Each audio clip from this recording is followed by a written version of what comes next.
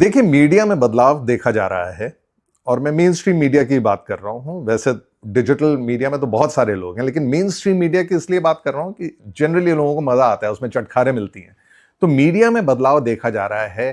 क्या वो बदलाव हमें गवर्नमेंट्स में भी देखा जाएगा? क्या वो बदलाव पॉलिटिक्स में भी आएगा? ये सोचने की बात है। और ये सोचने की बात इस वजह से है कि मीडिया का बदलाव सबसे पहले अर्नब गोस्वामी में दिखाई दे रहा है।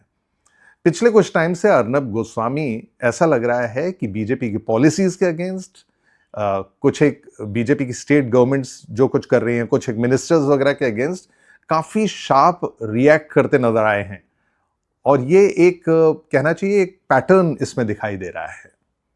ऐसा क्यों हो रहा है ये तो हम बाद में डिस्कस करेंगे, लेकिन अर्नब गोस्वामी एक ऐसे जर्नलिस्ट हैं कि अगर वो किसी चीज के पीछे पड़ जाते हैं तो आप समझिए वो लगातार उसको परसू करते हैं। बहुत ही ग्रिटी आदमी है वो। उनके जर्नलिज्म से आप बेशक इत्तेफाक ना रखें, आप उससे सहमत हो ना हो, लेकिन अर्नब गोस्वामी की एक बात से तो आप सहमत होंगे कि बड़े पक्के इंसान है वो। बहुत ही सीजन जर्नलिस्ट हैं और पिछले काफी सालों से उनको इन अ वे राइट विंगर जर्नलिस्ट मान के चला जा रहा था कि ये आदमी बीजेपी के अगेंस्ट कुछ नहीं बोलेगा, लेकिन अब वो बीजेपी के अगेंस्ट भी बोल रहे हैं। कुछ एक चीजों में, कुछ एक पॉलिसीज में कुछ मुद्दे ऐसे हैं।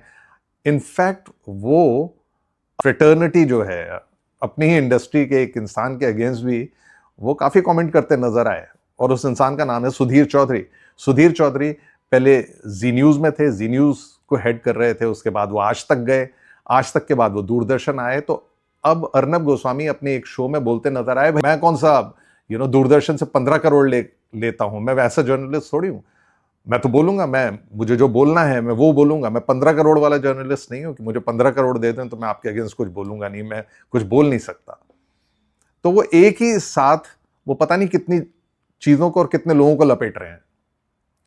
लेकिन अर्नब गोस्वामी कोई कोई कंट्रोवर्सीज को लेके कोई नया नाम नहीं है।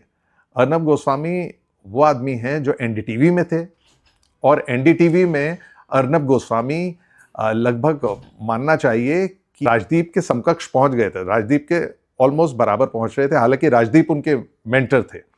और फिर दोनों का जो डिसएग्रीमेंट शुरू हुआ वो गुजरात दंगों के दौरान शुरू हुआ। फिर दोनों एक दूसरे से अलग नजर आए, एक दूसरे के अगेंस्ट बोलते नजर आए। एनडीटीवी में जो लोग हैं वो बहुत सारी कहानियां बताते हैं, एनडीटीवी के लोग जो पुराने हैं वो सब जानते हैं।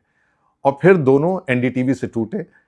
राजदीप ने अपनी कंपनी बनाई और उसी के कुछ एक साल बाद Arnab Goswami times now move हो गए, और टाइम्स नाउ को उन्होंने बहुत बढ़िया डायरेक्शन दिया। एक नए चैनल को उन्होंने वो अपने उरूज पे ले गए, उसके टॉप पे ले गए। और टाइम्स नाउ से जब वह अलग हुए हैं तो उन्होंने रिपब्लिक मीडिया, अपना जो चैनल है, टीवी चैनल, हिंदी इंग्लिश दोनों शुरुआत की और बढ़िया सक्सेसफुल चैनल बनाया। लेकिन अब सवाल यह है कि अर्नब गोस्वामी ऐसा कर क्यों रहे हैं? ये जो उनकी बदली हुई फितरत है, या कहना चाहिए उनमें ये बदलाव आ क्यों रहा है? क्या ये परमानेंट बदलाव है? इसके पीछे की वजह क्या है? इसके पीछे की लोग कह रहे हैं 3 वजह हैं। चक्कर क्या है कि अर्नब गोस्वामी को लोग अब बिल्कुल राइट विंगर मानने लगे हैं। तो कहीं ना कहीं उन्होंने अपना स्टिंग जो है, जो कहते हैं ना एक जर्नलिस्ट का एक जो पावर होती है, उनको कहीं शायद महसूस हो रहा है कि उन्होंने वो खो दी है। पहला रीजन ये है कि अब वो किसी को क्वेश्चन नहीं कर पा रहे। तो लोगों को मालूम है कि अगर मैं रिपब्लिक देखूंगा तो प्रो गवर्नमेंट, प्रो बीजेपी ही बात की जाएगी। एक लोगों का ये मानना है। दूसरा लोगों का मानना ये है कि Arnab Goswami can smell it in the air कि हो सकता है देयर इज चेंज। और अर्नब गोस्वामी का स्टाइल ऑफ जर्नलिज्म जो है वो हमेशा एंटी एस्टैब्लिशमेंट रहा है। वो हमेशा कोई ना कोई जो दिक्कतें हैं उनको निकालते हैं, उनको उजागर करते हैं। उनकी न्यूज स्टोरीज ऐसी रही हैं और वो तीखे सवाल पूछते हैं। तो वो जो तीखापन है, जो स्टिंग चला गया था, वो उसको वापस लाना चाहते हैं अपने न्यूज चैनल की खातिर, खुद की खातिर। तीसरा इसका कारण यह बताया जा रहा है कि भाई business is business at the end of the day. और वो रिपब्लिक के ओनर भी हैं, फाउंडर भी हैं रिपब्लिक मीडिया के। तो क्या वो इस बात से आहत हैं कि मैंने सब कुछ दिया, मुझे क्या मिला इस मोहब्बत में? तो हो सकता है वो इस बात से आहत हों कि भाई 15 करोड़, सुधीर चौधरी को 15 करोड़ का काम दिया गया, हमें नहीं दिया गया। क्या ये वजह हो सकती है? हालांकि 15 crore is is not a big amount for a season journalist, but ये सारे कयास, ये सारे सिर्फ सवाल हैं। असलियत क्या है ये जानना थोड़ा सा मुश्किल है। तो अर्नब गोस्वामी की स्टोरी फॉलो करते रहेंगे। मीडिया में बदलाव आ रहा है, मीडिया में बदलाव आते रहते हैं।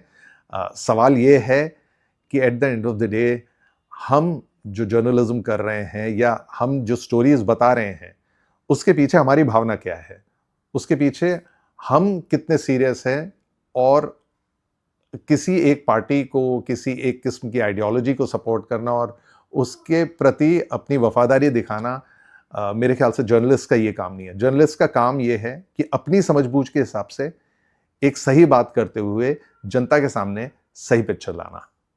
भारतवर्ष टॉक्स पे ऐसी ही हम आपके लिए जो स्टोरीज हैं, अंदर की जो पेचीदगियां हैं, हर कहानी के पीछे की कहानी लेकर आते रहेंगे।